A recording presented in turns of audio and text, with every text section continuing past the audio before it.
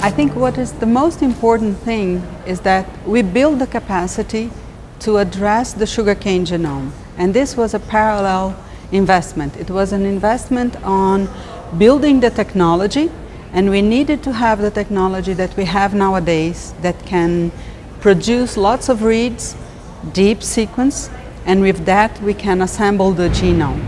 This was not possible by the end of the 90s, neither on the early 2000. But then what we did is that we assembled a group in the state of São Paulo to study the SP803280, which is one of the varieties that was very important at commercial level, but it's also used in breeding programs. So we wanted to understand what are the genes that are present in this genome and what are the characteristics of this genome to improve and to help or to give information to the breeders to use.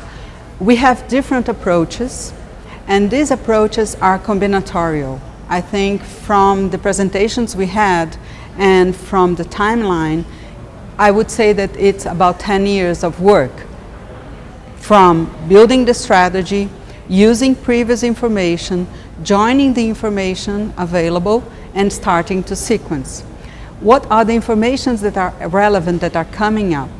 The genome is very diverse, and when we compare the sugarcane from the SP80, the sugarcane genome from SP803280, that is a Brazilian commercial cultivar, with the R570, which is an Australian commercial variety, the two genomes have genes that are very similar, but they have differences between them that make them relevant to their breeding systems, and what are the characteristics that they are bringing in for the breeders in terms of high sucrose content, what is the lignin content. But this information alone, only the sequence of the sugarcane genome, is not enough.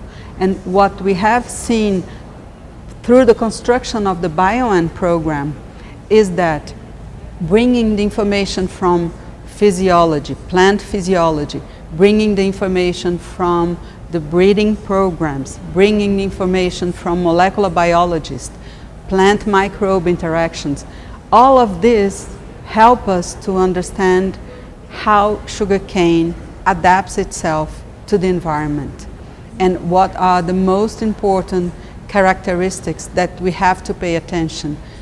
I think as a whole, we are building a framework to help improving the efficiency of sugarcane in the field, and also to learn a lot of building up knowledge on a very special adaptation that is having high sucrose in the stem, which is not normal for a plant, because when you have a lot of sucrose on your organism, you look like a diabetic person, right? Sugarcane is sort of a diabetic plant because it has high levels of sucrose in the stem.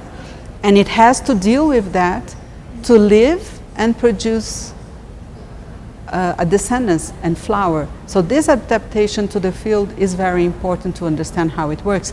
And it's completely different from the way maize accumulate starch, and completely different from the way that rice accumulates starch.